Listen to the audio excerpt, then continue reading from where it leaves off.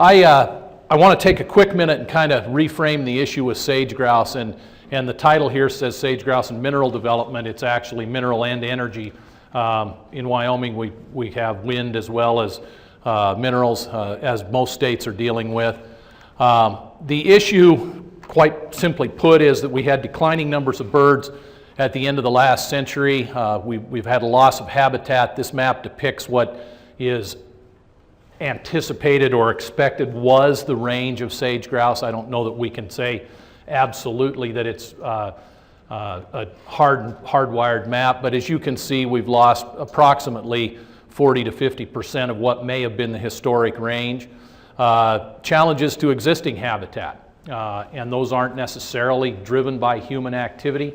There are a lot of challenges. Sagebrush, it appears, based on the latest knowledge that I've had, to behave a bit like lodgepole pine, and that it takes a catastrophic event and then it reestablishes. Jeff Beck here, I think the last that I saw was they thought it was maybe on a 30-year time frame. You'd get big stands of sagebrush, then you wouldn't get any recruitment. In 30 years you'd have another one. That certainly has played out over the last 40 or 50 years and is an issue. Challenges to the bird. The bird itself, as an example, that West Nile, if they get it, they die. It isn't one of those deals where they develop an immunity or something, and that's a new challenge. Likewise, predators that we didn't have in the past. The oppressive nature of the Endangered Species Act, and I'm going to talk a little bit about that later, and then the broad distribution of sage-grouse. We've never tried to tackle an issue that is so wide-ranging, and when you really look at how the Endangered Species Act is structured, it really thought more in terms of things like the Amargosa toad or the desert lizard or things that are fairly localized. So as you expand that out to the broad range of sage-grouse, it's a different story. Declining numbers of birds. This is Wyoming's trend line, and you can see we had a fairly substantial decline over time.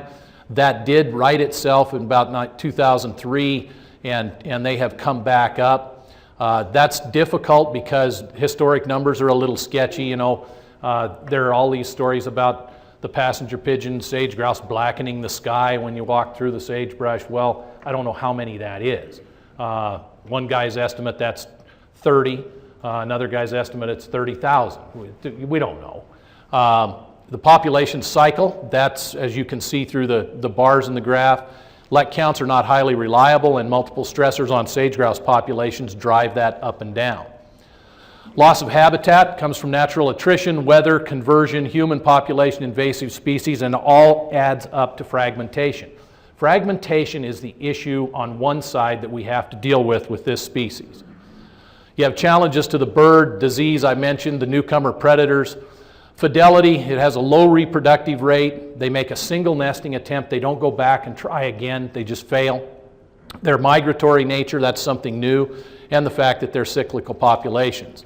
The fidelity issue is one that a lot of people don't grasp, and I don't think most of us do, because the assumption is, well, if you have put stress on a species, it'll move away from the stress.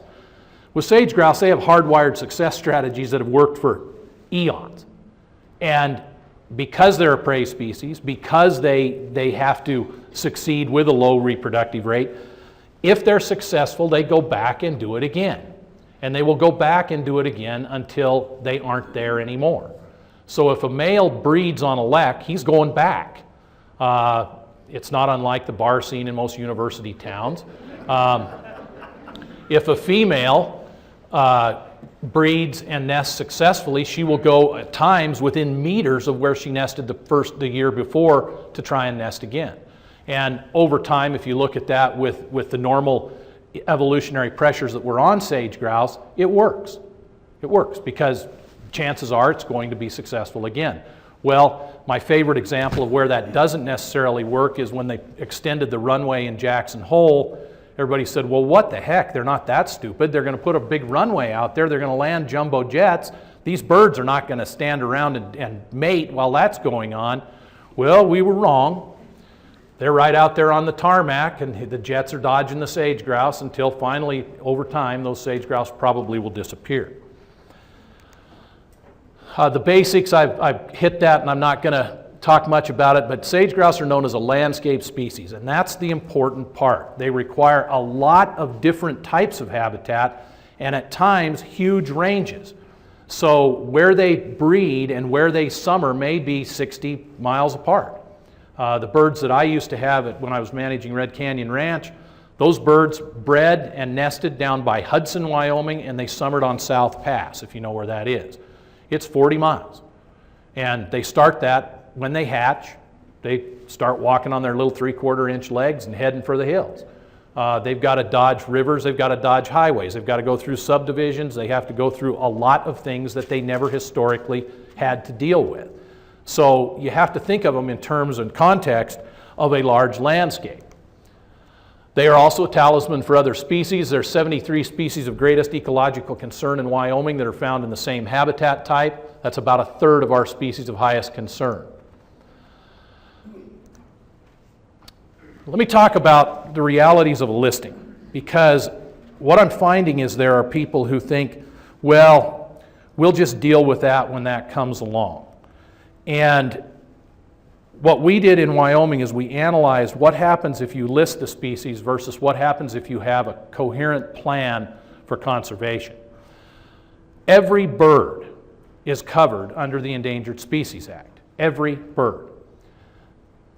Now, in a sense, what that says is every bird is equal. But if you look at trying to conserve a species, you have to do it by conserving multiple populations. And in looking at that, every bird doesn't become equal. Where you have 400, 500 bird leks in western Wyoming or in northern Nevada or in parts of Utah, you can't look at that habitat and that population in the same light that you do at birds that are on the extreme edge of the range in the Dakotas, California, and other places. It's not to take anything away from the birds that are making a living there, but if we're looking 20, 30, 40, 50 years down the road, you've got to look at those that are most productive in the best habitat. Critical habitat is all suitable habitat. And you go look at the range and you say, okay, that's historic, that's current, and that's where we have our high density populations today. A consultation is required for all federal nexus. Example of this, if I want to put an oil well on private land with private minerals, but my road goes through a 40 that's owned by the BLM, I will have a Section 7 consultation with the Fish and Wildlife Service before that well is permitted. Every single APD, every single road application, every single well permit for water, everything that has a federal connection has to go through that consultation. Now, some people think, well, does that mean we just walk into Fish and Wildlife, shake hands and say, hey, I want to drill a well, and you sign on the bottom of my sheet, and I go back and I drill the well? No, it isn't that simple. It's a full-blown process.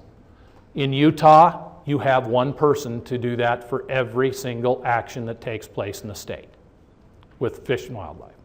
In Wyoming, we have two. We're really lucky. Okay?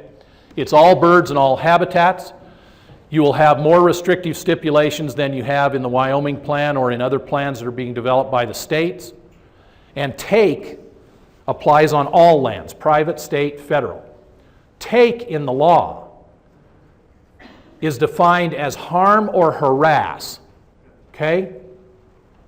So let's go back to my little male sage-grouse who's trying to breed for the first time, and I fire up my tractor at daylight so I can go out and cut hay.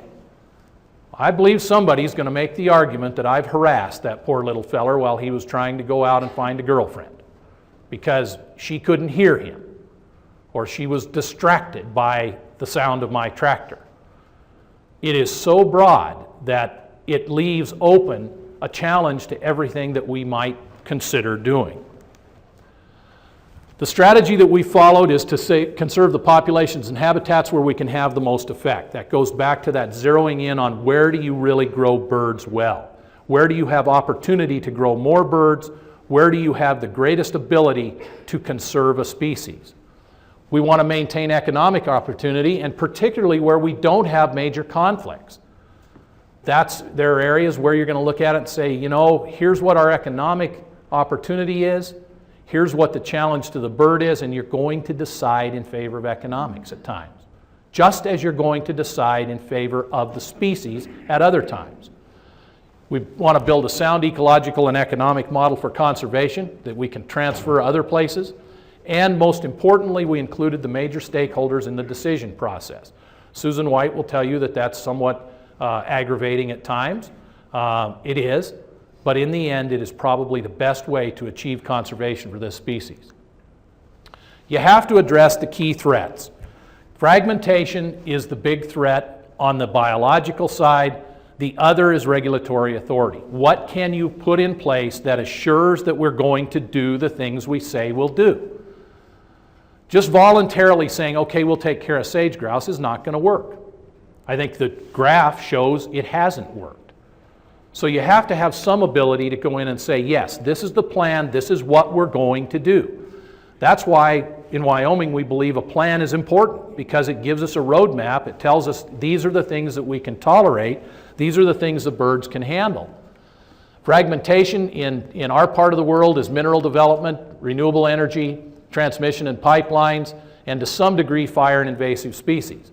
When you get into Nevada, you can almost flip this list, take ag conversion out, and it goes the other way from bottom to top. In Montana, ag conversion is an issue. But those are the primary vectors that are problematic on fragmentation. We start with the birds we have. This is Wyoming's core area map, lek-driven, because that is where we count them. And the red dots are the areas where we have the highest density of male sage-grouse and consequently of females as well. The assumption is that if you have that kind of density, that's where you have the best habitat.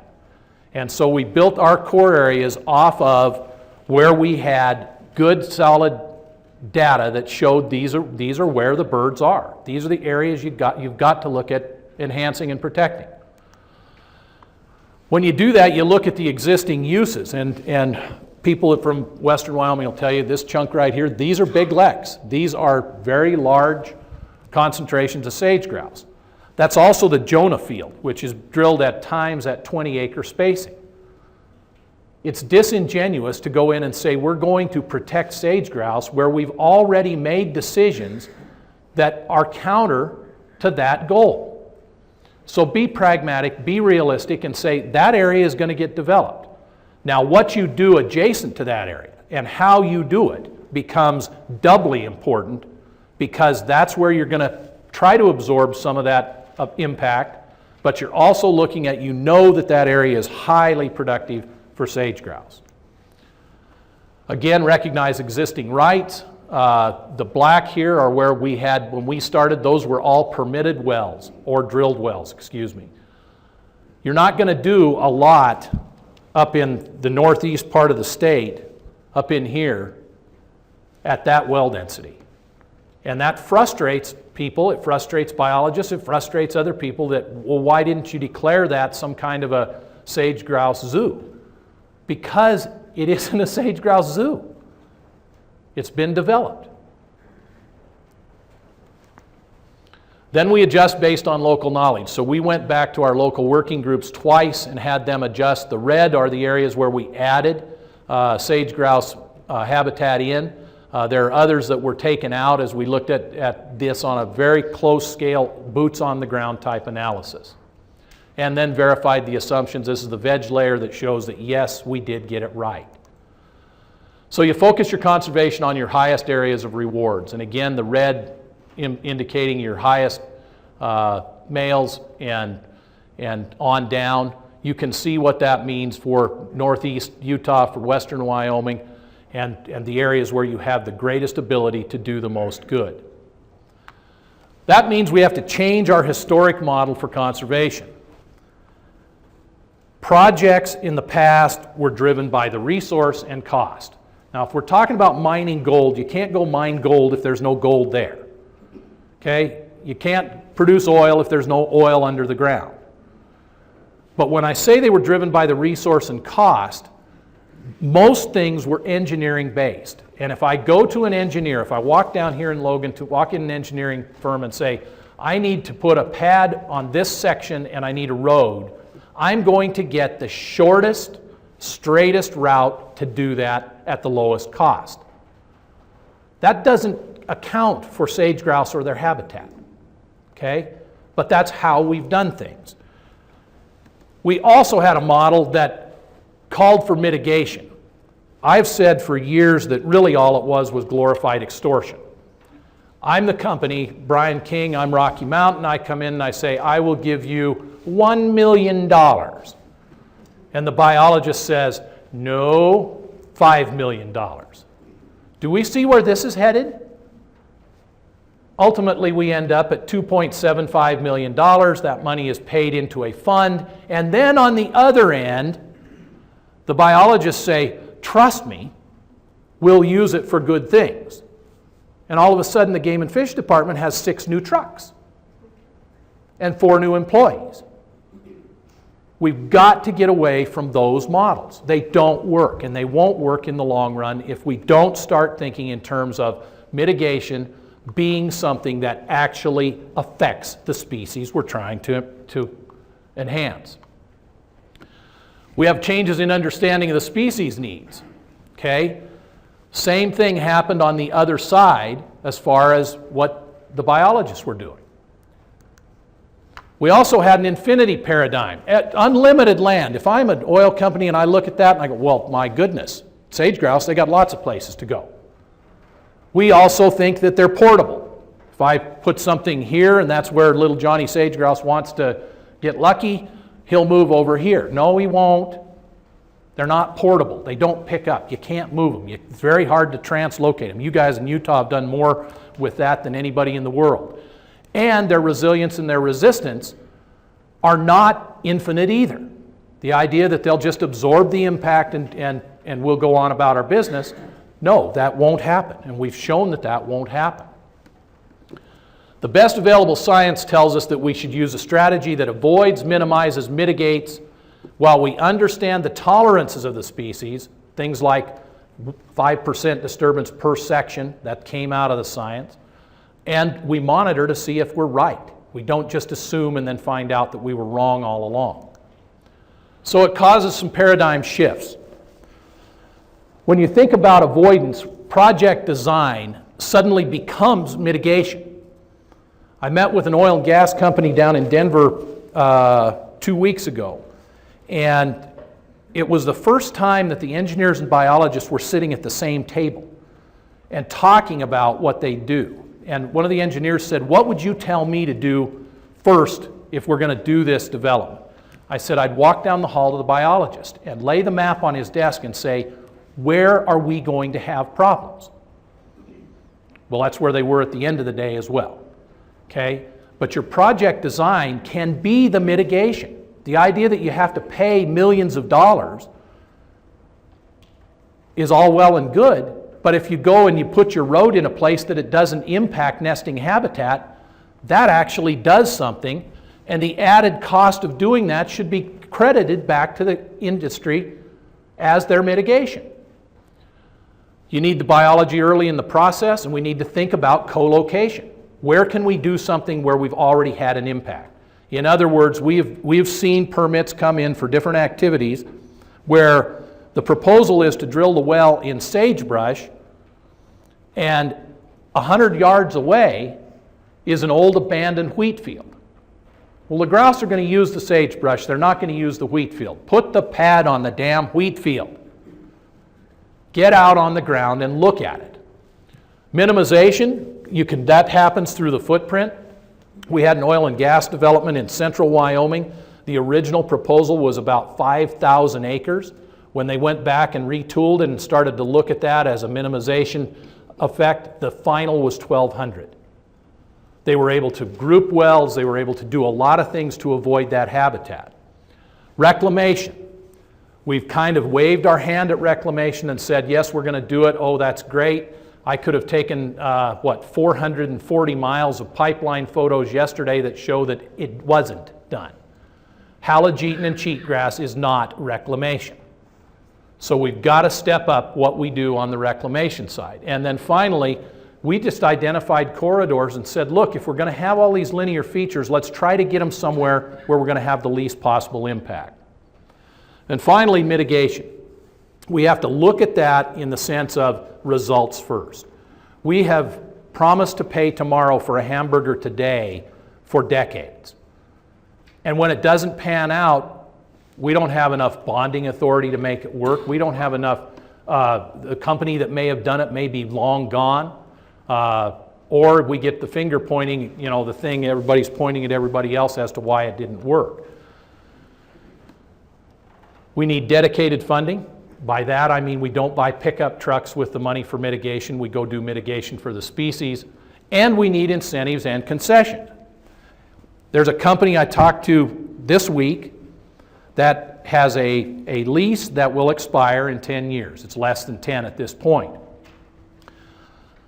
They have an obligation to drill 25 wells. They want to drill 5. But if they don't drill 25, then they lose their lease. That's plumb stupid. Okay? We got to think in terms of, okay, can we use some of that as conservation? Can we stage that development? Can we allow concessions so that we don't end up with mandated decisions that are neither productive for the energy producer nor Sage-Grouse? Threat management, is it manageable or not, is the first thing that we have to determine. Because some of them are and some of them aren't, and we have to be honest and pragmatic about that, and we have to look at it in the context of short and long-term consequences. There are other issues. The lease terms that I just mentioned. We have the ability in BLM to suspend production or suspend requirements for conservation purposes. I would wager that if I were to throw that out, do a poll of the energy producing entities and say, does the BLM have that authority? It would probably come back to be 90-20 that the BLM does not have that authority. So there's a little secret that shouldn't be a secret. A lot of times it's because we don't ask the right questions. We don't walk in and say, could I? And a lot of times it's because the bureaucrats don't want to answer yes because it's more work. Well, we have to get beyond that. Stage development, unitization. We just had a long, and we're working through that in unitization on oil and gas. That's one of those things that the reason that it was done historically isn't what will help Sage-Grouse. But unitization can really be a positive when you look at conservation in the long term. But it's not our normal paradigm. And finally, ancillary impacts, my favorite story of all time. I went out with FMC Corporation that wanted to drill 6 wells. These are wells that are 500-600 feet deep. They're drilled with a workover rig. I can drive a workover rig cross-country over most of the landscape in Utah and Wyoming. Stand it up, poke my hole, be done. I need a mud pit about as big as a bushel basket, and I need a hole 6 inches. I went out on one where one regulatory agency at the state required a 2-acre drilling pad for that workover rig. That pad had to have the topsoil removed and stockpiled so it could be later used. It was identical to the pad in that they both grew halogeton, 100% halogeton. Okay? It isn't going back, it isn't going to be reclaimed, but you didn't need it. Now, a federal agency looked in their little manual and said, okay, to get that workover rig out there, we need a road. And on page whatever, they picked the road. 15-foot crown and ditch road for about a mile. So you took out a mile of 15-foot linear feature that you didn't need to put a 2-acre pad that you didn't need in to drill 1 well. We've got to be smarter than that.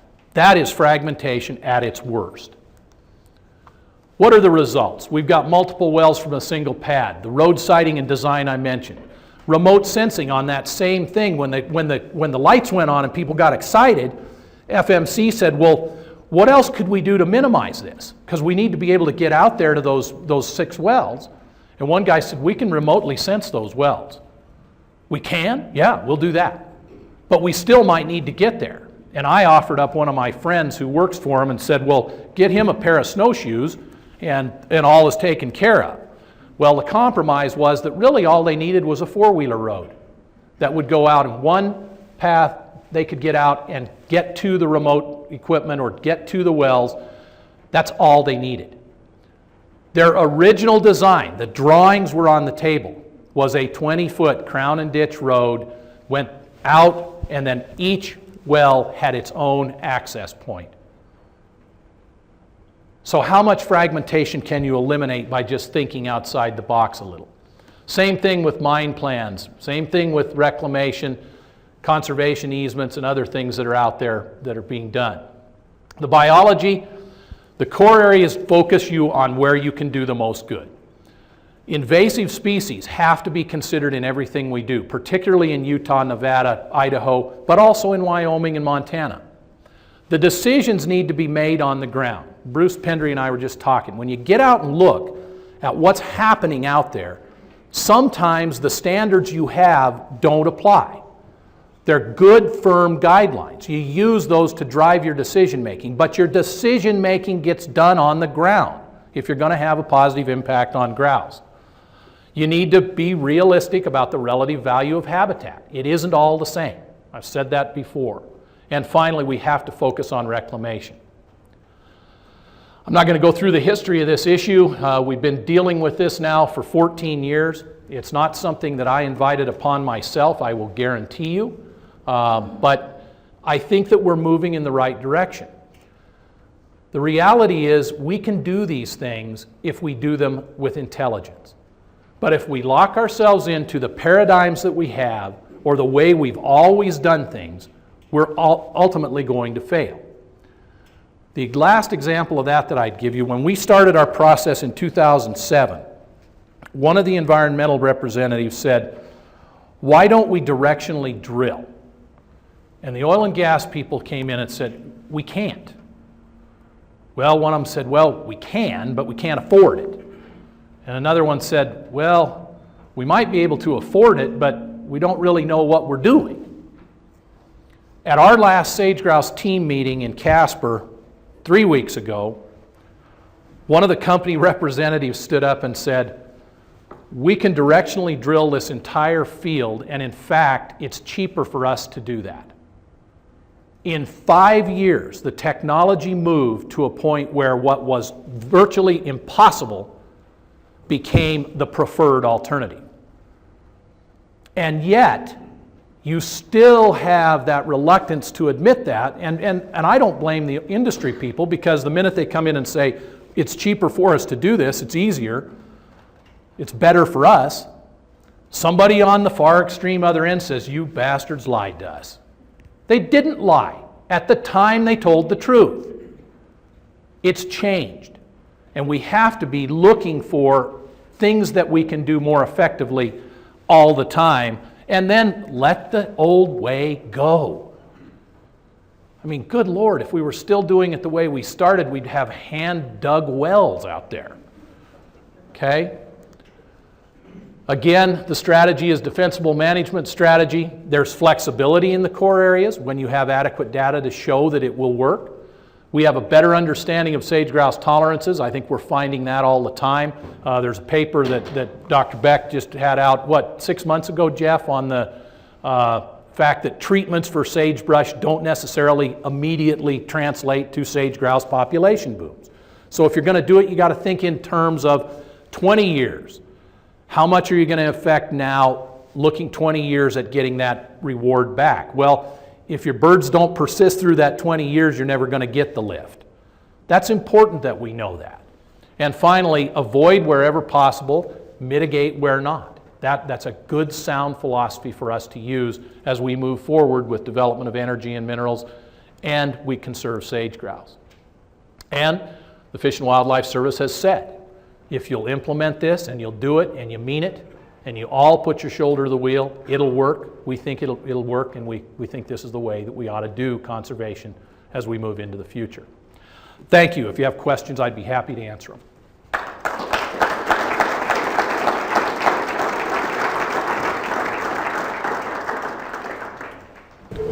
I have some concerns with the core area concept and just writing off the fringe populations. I think there are genetic considerations there. There are certain corridor considerations there. And I have an analogy of us saving the human race and only saving the cities, letting the rural areas go. And I don't think our ranchers and farmers would let that.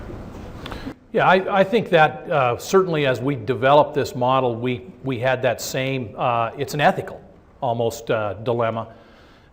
Nobody's writing them off, first of all. What we did is said, where do we have the greatest opportunity? Because at the time what we were doing is if we had $1 million to spend, we divided it up among all equally. So what we did is we conserved the birds that have the greatest ability to persist, and we over-conserved little two-bird leks here and there that may or may not ever persist. The corridors are identified in our plan. We have that all, the linkages, and they are managed differently than outside. They're also managed differently than inside because the uses are different. And as far as the genetics, what we actually built the core area concept looking at genetics and saying, we can't afford to lose the birds in northeast Wyoming. There are core areas there, but they're not in that one big one that I showed because we didn't think that we could realistically say, yeah, we're going to conserve sage-grouse with the pressures that were there. So I think those are all valid points, but I do think we've addressed them. You know, yeah, on the periphery of the range, are we potentially going to lose birds? Yeah, I think we may. But if we do nothing or if we list it, we're probably going to have the same result. Okay, quick follow-up. Yeah. Do you have any scientific evidence that these fringe populations are not important to the species? There's the ongoing study right now. There's a feather study that they're looking at DNA to assure that they are not genetically different. If they come back as a genetically different base, that's a game changer, and we're all aware of that. The evidence that's out there today, and I can only rely on what the biologists tell me, is that that is not the case. Now, you look at the bi-state population, little different decision. I think when we talk, and Terry Messmer can answer this better than I can for Utah, I think you may start to pick up some differences as you get on the extreme southern end of the range here in Utah. That's an unknown, but most of those areas like that, again, were kept in some kind of a core status so that we have that decision-making ability or that range of decision-making ability in the future. It's a good point. The question was, have I had experience with the federal regulatory agencies? Yes, unfortunately I have. If I'd have known what this was going to be like, I probably would have slogged on and gone to medical school or something. What would I recommend we do to change that? I think, and one of them is, I don't think going to happen. The idea of going in and looking at how effective the Endangered Species Act is seems to be anathema to too many people. It should be done because it clearly is not doing the things that it should in cases like sage-grouse. Okay? What I think the model that's developed or developing that will work is a partnership whereby you don't get a top-down mandate on how to conserve. The conservation objectives team on which I served looked at that and said, if you're going to save sage-grouse, if you're going to conserve them and you're going to take care of them, you've got to do that at the closest level to where they live. So you have a framework under which you do that, and you allow the states, the counties, the local working groups to devise how that's done. I think that's probably the model that's going to be most effective. Just as a follow-up, since that's the trend, that used to be the way it worked in the early part of the 1900s, and certainly doesn't work that way now. They claim it's a funding issue, so how do you change that? Well, I don't think it's a funding issue at all. I think it's the opposite, to be honest with you. Let's just go to a listing scenario. The Wyoming Core Area Plan goes away. That bird now belongs to the federal government. Our funding, which last year specific sage-grouse related funding in Wyoming was over $25 million for conservation easements, habitat improvements, monitoring, research work. That goes away. In Utah, you have a mandate that if the species isn't hunted, you can't spend any state dollars on it. That goes away. So it's not a money-driven thing if you look at it pragmatically and say, who has the money to do it, who has the will to do it, who has the knowledge to do it? It's locally. The feds don't have the money to do this. And I fear, quite honestly, if you were to list sage-grouse, I think it may be the worst thing you can possibly do for the species, because they lose the entire support base that's built around them today. Other questions? Yes, sir. Bob, could you speak about the experience of co-location of the biologists? And back to this gentleman's question. The Bureau in Congress set aside in 2005 $26 million a year worth of offshore rental income to establish 7 oil and gas pilot offices, 80% of the Bureau's major oil and gas approvals in 7 offices throughout the Rockies. We hired 235 people, the ologists in those offices, including, as an example, in Wyoming, 4 Wyoming fish and game biologists that were co-located in BLM offices. Also, 4 U.S. Fish and Wildlife Service biologists to deal specifically with consultation. What we found was when you co-located those people, the biologists generally agreed. Yep. There's little fits and starts. And a big part of this was to equate the biological experts with the operational side that Right. I just illustrated. We had Fish and Wildlife Service biologists who were used to doing consultations over 30, 45, or 60 days. Once they understood what the industry was doing and they were out on the ground Right. working with other biologists, they were able to do these consultations in a week or a day. Major improvements. Now there's formality on some of these consultations, but the concept is getting people on the ground, getting the resources out there, and doing it smarter. There are solutions here. We've affected these things. Yeah, that was very well put. The only thing that I would add is that in doing that, and it was pretty interesting when I was in Denver to watch this oil company actually do what we're talking about, where the engineer turned to the biologist and said, what would you do? And all of a sudden they've got the map and he's saying, I'd avoid this, I'd do this. And the engineer is saying, we can do that, we can do that. Then the cost side comes in and says, what's it going to cost us? Well, that's where I think we've had our major flaw is we don't have a means of crediting or giving, calling that mitigation, which it is. Money is not mitigation. Actions that avoid conflict is mitigation. So why would we choose to take the money when we could have the actions? That's a huge step. But you get there by having that kind of, one thing I said about our team, and I was laughing about Susan, dealing with all those interests, the learning experience is phenomenal. I remember the Audubon representative at one point asked a question, and it was kind of open-ended, why don't we do this? And the oil and gas people said, well, here's why we don't do this. And he said, I'd never heard that. Now, on another occasion, the oil and gas people said, could we do this? And the Audubon people were saying, yeah, and if you added this X, Y, and Z, it would be even better. That became a standard operating procedure for that company. That's what we need to get to if we really want to do conservation work. Yeah, we did. The question was, what about outside the core areas which are lek-driven, which is breeding area driven? By buffering that, using this was Holleran's stuff, we buffered at 5.2 miles and said 90-some% of the birds will live there, will be found in that area, they'll nest in that area, that's the area they're going to use.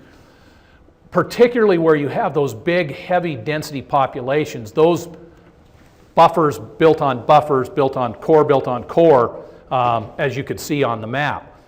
The assumption was that we're picking up their winter areas and that we're picking up all those seasonal habitats. We then went out and looked for areas where we were wrong. We found one in western Wyoming. We identified that as a wintering area. Obviously, the stipulations in a wintering area are different than they would be in a breeding area. Seasonal alone, you've got a different NSO that you might apply or a different use standard. So as we learn more, we can add that back in, but the best fit, and USGS just is finishing that analysis, is that we probably are in the 90th percentile of capturing the winter by capturing those lek areas and the appropriate circumference around or radius around those that will encompass those different seasonal habitats. So we're actually pretty happy with the way it worked out, but we did assume we better go look at that and make sure we aren't doing nothing but breeding habitat and losing the winter stuff. Yeah. And I think, Terry, wouldn't you say that's probably going to hold true here in Utah? Where are you? Maybe. Yeah. It's a little different because of the migratory nature of the birds here, but I have some confidence that you're probably pretty close here as well. We'll be in the range. Yeah. Most of that area. We're actually going through right now, we're mapping our database last 15 years to come up with all that information. So we'll be close though. Good. Well, you know landowners, and landowners in Wyoming are, if anything, steroid examples of landowners. Their initial reaction was, no way, I don't like it, it's an infringement on my rights. I would say right now that, and this is what happens with the core area thing, it's pretty universal. And I'll put it in oil and gas context because it does illustrate it. But I was at a meeting again 3 weeks ago. A guy with Anadarko Petroleum came up and said, you know, we really don't like this. And I said, yes, I do know that. And he said, but we can't think of anything better. And that's kind of where people are. They look at it and say, pragmatically it makes sense, biologically it makes sense, from an economic point of view it makes sense, we still don't like it. Well, I can't help that. If you liked it, it probably wouldn't work. But the other thing that the landowners have done is found that, and you know this very well, Steve, for the last decade or two, we've started to come to the realization that these landowners out there and that these users are providing ecological goods and services that go far beyond the beef or the lamb or the wheat or whatever else they're producing. And we've never really given credit for that other than lip service. All of a sudden now, through programs like the Sage-Grouse initiative at NRCS, through private groups like Miles and the Mule Deer Foundation, through groups like I Manage, there's an economic incentive that goes with that, and there are many of them. We cannot handle the number of requests we have for conservation easements in sage-grouse core areas. It's on the order of $200 to $300 million in requests out there that people would like to do to conserve that habitat. You throw on top of that people who are looking at treatments, the people who are looking at habitat provision. One example, as you can see those paradigms shift and norms become new norms, every water development that we do now has a sage-grouse component built into it, whether it's a guzzler or whether it's an overflow that creates wet meadow. And you've probably seen the one down in southern Sublette County. They put in a little wet meadow. It's probably an acre. And it's where their overflow came out of their tank. They just drained that out into a little slough that used to be a spring-fed slough. I was in there last fall, and you couldn't take a step without stepping on sage-grouse feathers. The birds just absolutely flock to that in the fall and use it, and you know, you see things like that. So there are new norms that are coming forward all the time. But the one good thing about sage-grouse is there's not, how do you hate a sage-grouse? I mean, God, they're dumb, they're not real pretty, they aren't good to eat, but how do you hate something like that? Now, I'm glad I'm not doing this with wolves, because that's a different story. But that really is kind of where they're at, I think. Let's get Bob.